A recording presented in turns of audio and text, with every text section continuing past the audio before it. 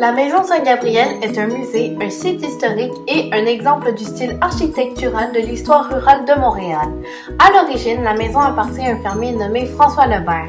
Ce qu'il reste de la propriété aujourd'hui n'est qu'une petite parcelle de ce qu'elle était avant. À ses débuts, la ferme occupe une grande partie de la banlieue ouest de Montréal.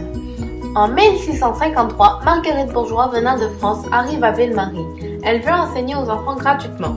En 1668, cette femme, la première institutrice de Ville-Marie, achète la maison pour régler son problème de place. En effet, le nombre d'élèves augmente depuis l'ouverture de son école installée dans une étable. Elle ouvre dans cette maison les premières écoles d'enseignement ménager en Amérique. Elle doit aussi accueillir les filles du roi.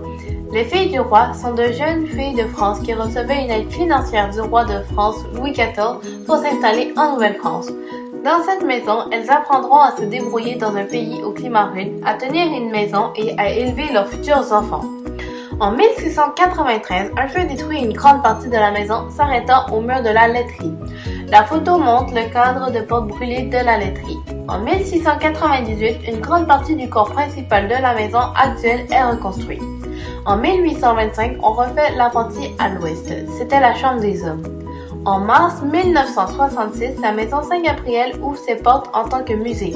Depuis mars 1965, la Maison Saint-Gabriel et le reste du domaine d'avant sont classés comme monuments d'intérêt national par la Commission des monuments historiques de la province du Québec. Cette maison du 17e siècle est donc importante dans l'histoire du Québec puisqu'on y garde en mémoire entre autres les traces des interventions de Marguerite Bourgeois et le passage des filles du roi.